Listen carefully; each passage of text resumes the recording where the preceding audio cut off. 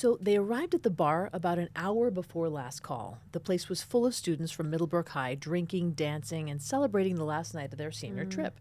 Joran quickly spotted the girls he'd met at the Excelsior.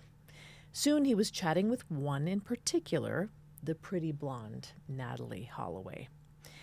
At 1 a.m., the bar closed for the night, and the throng of students poured out into the warm Caribbean night.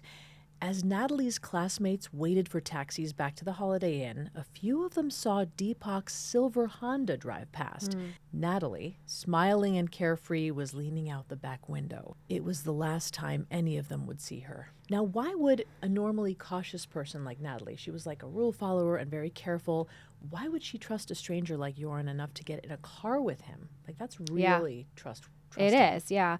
Well, we tend to push our boundaries and limit tests when we start to get more autonomy. It's part of exploring our identity and our independence. And if Natalee was experiencing any degree of internal pressure, being a rule follower, like you mentioned, or even peer pressure from her friends, then this could be a way to escape that and validate herself and to her peers. But it's also important to discuss the role of alcohol in this whole thing, because alcohol disinhibits the prefrontal cortex, which is not even fully developed in Natalee and can greatly impair judgment and reasoning.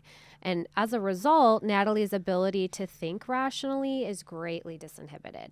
And they also spent most of the evening together with both of their respective friend groups, which may have lowered her appraisal of risk, leading to the decision to get in the car with him. Despite whether or not she was taking a risk, she is still the victim, and her decision to get into his car does not make her to blame, obviously, in any way, shape, or form. And I just, obviously I want to make that very clear.